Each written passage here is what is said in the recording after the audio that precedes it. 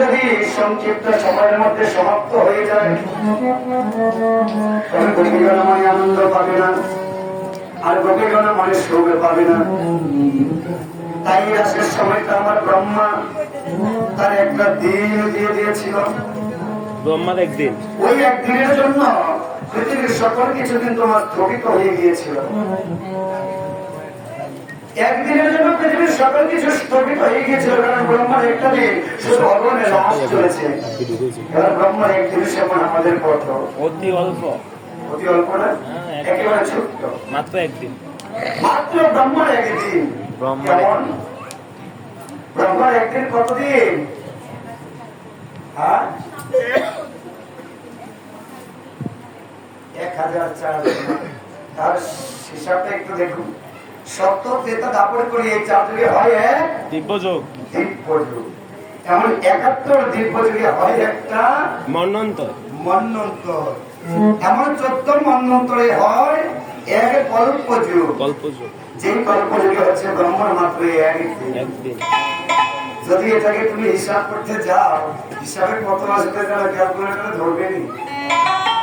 4,29,40,40,000 না, 43,94,80,000 দিন শুধু ব্রহ্মার একদিন। সেই একটা দিন কিন্তু হয়েছিল আমার ভগবানের মধুর রাস। রাসটা কেন হয়েছিল জানো না? রাসের তত্ত্ব আছে। রাস কেন হয়েছিল? শুধু ভগবানের রাস হয়েছে, যুগলমতি পেয়েছে, এটা ভাবলে তো চলবে না। রাসটা কেন হয়েছে সেটাও জানতে হবে। কেন হয়েছিল? যখন আমার ত্রেতা যুগে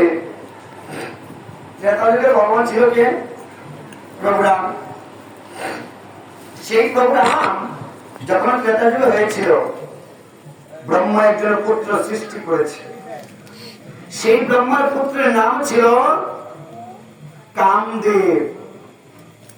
ব্রহ্মার পুত্র হয়েছিল একজন কামদেব। কারণ ব্রহ্মা চিন্তা করেছেন বিশ্ব ব্রহ্মাণ্ড যদি আমাকে রক্ষা করতে হয় তবে আমি কামদেবকে সৃষ্টি করবো। কারণ প্রতিটি জীবের ভিতরে কাম ভাব যদি জাগ্রত না হয় তবে বিশ্ব সৃষ্টির মধ্যে সন্তান সৃজন হবে না।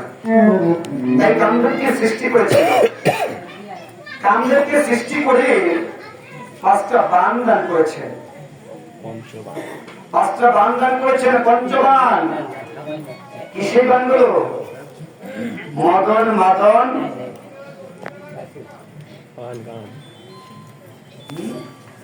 না, 5টি বাণ দান করেছে।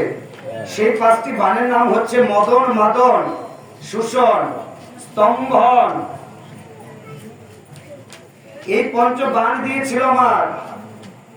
যখন পঞ্চবাণ দান করেছেন, ওই পঞ্চবাণ পেয়ে আমার কামদেব প্রথম বাণ কাকে মেরে দিয়েছে জানো?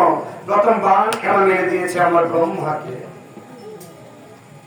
ব্রহ্মাকে যখন মেরে দিয়েছেন, ব্রহ্মা দেবী সরস্বতী নিজ স্ত্রী তার দিকে কামভাবে আসক্ত হয়ে পড়েছিল। এমনি সময় ব্রহ্মা মনে চিন্তা করেন, আমি যাকে সৃষ্টি করেছি সেই আজ আমাকে কামভাবে উদ্ধত করেছেন। ডেকে ডেকে বলেছিল, হে কামদেব, কামদেব, তুমি আমাকে মদন পানে আজ আসক্ত করেছ। আমার থেকে তোমার সৃষ্টি, যদি পারে এই বাণখানা গিয়ে তুমি অন্য কারোর উপরে বর্ষণ করে দেখো তো দেখি। বলছে, সকলকে বর্ষণ করতে গেলেও একজনকে কখনো বর্ষণ করতে যেও না, সে হচ্ছে দেবাদেবের মহাদেব। তো কামদেব আমার মনে চিন্তা করলেন, আমার পিতা আমাকে সৃজন করেছে, তাকেই আমি কামে আসক্ত করে ফেলেছি। আর মহাদেব তো দূর ছাই, শ্মশানে মশানে থাকে, ছাই বর্ষ গায়ে মাখে, ভান খায়, ধোতরা খায়, তার নাম হচ্ছে দেবাদেব নাকি মহাদেব।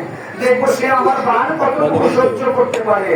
আজ কামদেব দৌড়ে গিয়েছেন মহাদেবের সম্মুখে। ওই মহাদেব আমার কৈলাসে বসে ধ্যান করছেন।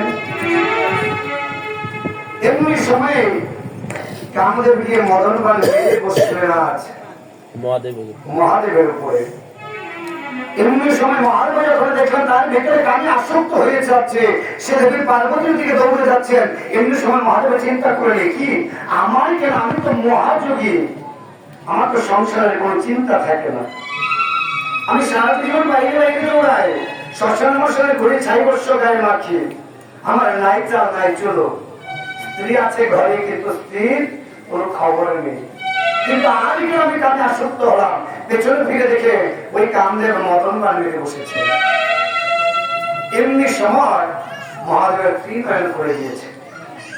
এখানে চলে দুষ্ট কাম, তুই আমাকে এই মদনবার মেরেছিস।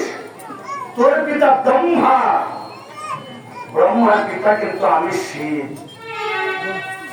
তুই তোর পিতার পিতাকে মদনবার মেরেছিস। যখন মহাদেবের এই ত্রিনয়ন থেকে অগ্নি বের হতে যাচ্ছে, এমনি সময় ব্রহ্মা বলছে, দাঁড়াও দেওয়ালিদেব, ভুল করে ফেলেছে। যদি তুমি তাকে বিনষ্ট করে দিলে যে সৃষ্টি জগৎ সৃষ্টিকর্ত এখানেই থেমে যাবে। তাই ক্ষমা করে দাও, ক্ষমা করে দাও। কথা বলে না বাবু।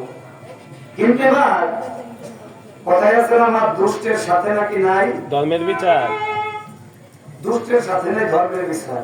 সুরকে তুমি যতই সাধু বানাও, সুর যদিও সাধু হয়, তবু কি করবে জানো, এখানে জিনিসটা ওখানে নিয়ে রেখে দেবে। কারণ তার তো অভ্যাস হয়ে গেছে চুরি করে। এখন তো অমাবস্যা পূর্ণিমা আসলে নাকি হাত পা ব্যথা করে, তখন এখানে জিনিসটা নিয়ে ওখানে রেখে আসে।